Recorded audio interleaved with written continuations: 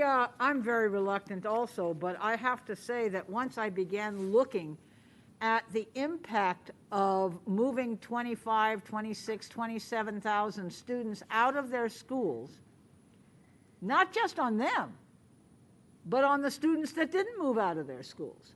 I looked at it with one of my grandchildren at his middle school. He might have as many as 3 new teachers in January.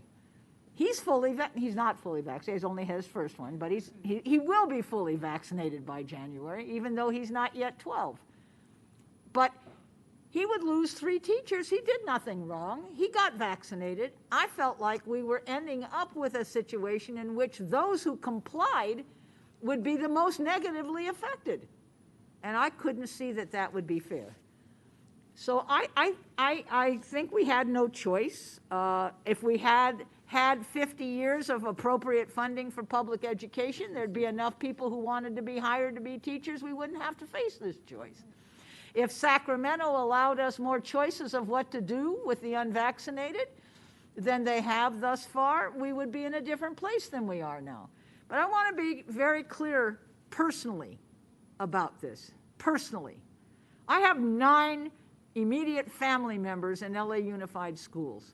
All of them, from my 1st grader to my 12th grader, are vaccinated or in the process of being vaccinated. This is very personal to me. I grew up with polio. I saw classmates of mine die. I saw what would have happened if we had the current environment. We'd still have polio today. People would still be getting polio today. This is very personal for me. And I want to tell those of you who come and say you think you've pushed us back, no, you didn't. The mandate remains. The difference between doing it 2nd semester and doing it in the fall semester is that those that are unvaccinated will not be leaving classrooms and taking teachers with them because they will have never been allowed to enroll in in-person learning. Do I want anybody to be out of in-person learning? No. But all of you who are so worried about the mental health of your students who might not be able to be in in-person learning, get them vaccinated. It's really very simple. And please, don't start in with me about how many years before you'll know what the consequences are. We knew nothing of consequences with polio vaccines. Nothing. 0. But it saved thousands and thousands and thousands of lives. And it kept thousands, hundreds of thousands more from losing uses of arms and legs. I'm an old woman. I've seen a lot.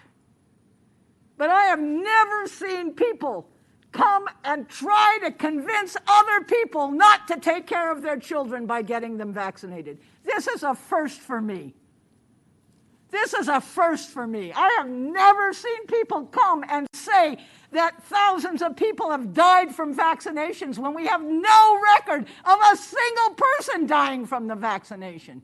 Not one. This breaks my heart. We are at 800,000 deaths in this country.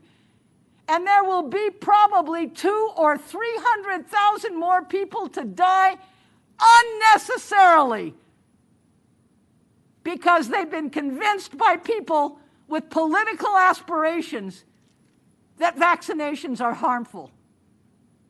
Unbelievable. I have never seen anything like this in my life. So I will support this because it keeps our promise to the vaccinated students in our district that we would not disrupt their education needlessly. And unfortunately, 27,000 students would disrupt their education needlessly. Be clear. We are not moving 1 inch from the mandate. Not 1 inch. Not a centimeter. We are simply saying you now have more time to do it because we want all of you to be vaccinated and safe, and also we do not want your not being vaccinated to disrupt the education of those who have complied.